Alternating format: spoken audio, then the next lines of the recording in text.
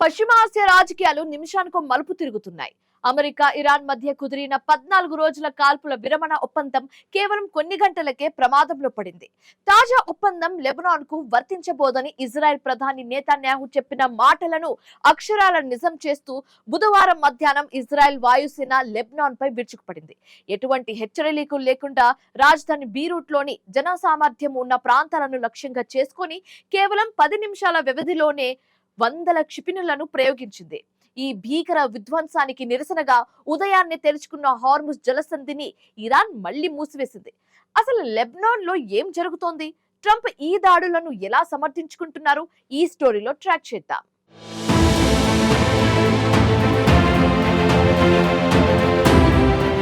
పశ్చిమాసియాలో పరిస్థితులు నిమిషానికో విధంగా మారుతున్నాయి. ఇరాన్ను రాతి యుగానికి పంపిస్తామని హెచ్చరించిన ట్రంప్ ఆ తర్వాత 2 వారాల పాటు కాల్పుల విరమణ ప్రకటించారు. ఈ తాత్కాలిక కాల్పుల విరమణతో ప్రపంచం ఊపిరి పీల్చుకుంది. అయితే కాల్పుల విరమణ జరిగిన కొన్ని గంటలకే యుద్ధ మేఘాలు లెబనాన్ వైపు దూసుకొచ్చాయి. కాల్పుల విరమణ ఒప్పందం లెబనాన్కు వర్తించదని ముందుగానే స్పష్టం చేసిన ఇజ్రాయెల్ అదే మాటను అమలు చేస్తూ ఎలాంటి హెచ్చరికలు లేకుండా లెబనాన్పై విరుచుకుపడింది. బుధవారం మధ్యాహ్నం సాధారణ వైమానిక దాడుల్లా కాకుండా యుద్ధం చేసినట్టుగానే దాడి చేసింది. లెబనాన్ రాజధాని బీరూట్ ని లక్ష్యంగా చేసుకుని భీకర దాడులకు పాల్పడింది. అత్యంత జనసమ్మర్దం ఉన్న ప్రాంతాలపైనే దాడులు జరగడం వల్ల భారీ ప్రాణనష్టం సంభవించింది. కేవలం 10 నిమిషాల వ్యవధిలోనే 100 ఎయిర్ స్ట్రైక్స్ చేసింది. ఆ సమయంలో ప్రజలు ఏం జరుగుతుందో అర్థం చేసుకునే లోపే ఆకాశం నుండి బాంబుల వర్షం కురిసింది.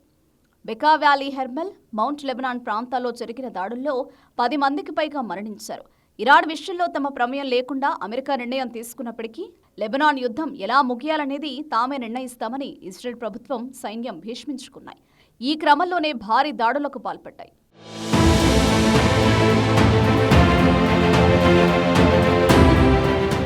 ఈ దాడుల్లో వందల సంఖ్యలో ప్రజలు ప్రాణాలు కోల్పోయినట్లు తెలుస్తోంది. గాయపడిన వారి కేకలతో లెబనాన్ మొత్తం దద్దరిల్లిపోయింది. ఆసుపత్రులన్నీ క్షతగాత్రులతో నిండిపోయాయి.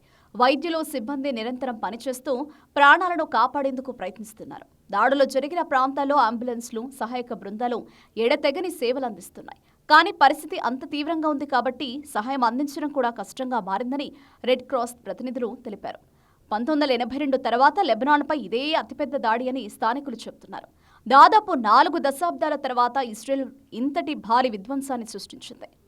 ఈ దాడుల్లో ప్రముఖ మత పెద్ద సాదిక్ అలీ నబుల్సీ ప్రాణాలు కోల్పోవడం పరిస్థితిని మరింత ఉద్రిక్తంగా మార్చింది. మతపరమైన భావోద్వేగాలు కూడా ఇప్పుడు యుద్ధంలో చేరే అవకాశం ఉందని విశ్లేషకులు చెబుతున్నారు. అయితే ఇజ్రాయెల్ మాత్రం తన చర్యలను సమర్థించుకుంటోంది. హిజ్బుల్లా ఉపయోగిస్తున్న కమాండ్ అండ్ కంట్రోల్ సెంటర్లు, క్షిపణి లాంచర్లు ఉగ్రవాద స్థావరాలనే లక్ష్యంగా చేసుకున్నామని చెబుతోంది. తమ దేశంపై దాడులు జరగకుండా అడ్డుకునేందుకు ఈ చర్యలు తీసుకున్నామని వాదిస్తోంది. కానీ గ్రౌండ్ రియాలిటీలో మాత్రం ఈ దాడుల్లో ఎక్కువగా సాధారణ ప్రజలే ప్రభావితమవుతున్నారు.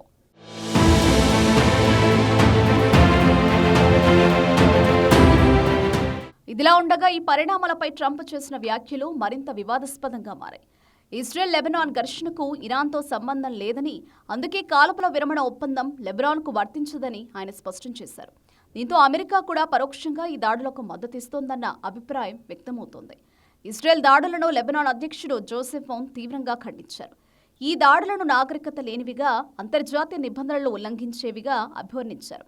అదే సమయంలో పరిస్థితులు మరింత విషమించకముందే చర్చలకు సిద్ధమని ప్రకటించారు. ఒకవైపు యుద్ధం కొనసాగుతుండగా మరోవైపు శాంతి ప్రయత్నాలు కూడా కొనసాగుతున్నాయి. ఈ 40 రోజుల ఘర్షణలో లెబనాన్ పరిస్థితి దారుణంగా మారింది. ఇప్పటి వరకు 1500 మందికి పైగా మరణించగా 10 లక్షల మందికి పైగా ప్రజలు నిరాశ్రయులయ్యారు. ప్రతిరోజు వందలాది కుటుంబాలు తమ ఇళ్లను కోల్పోతున్నాయి.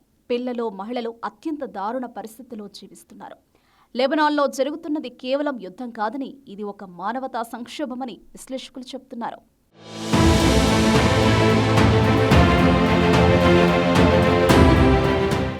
అమెరికా, ఇరాన్ మధ్య కాల్పుల విరమణ ప్రకటన రాగానే తెరుచుకున్న హార్ముజ్ జలసంధి మళ్లీ కొన్ని గంటలకే మూసుకుపోయింది.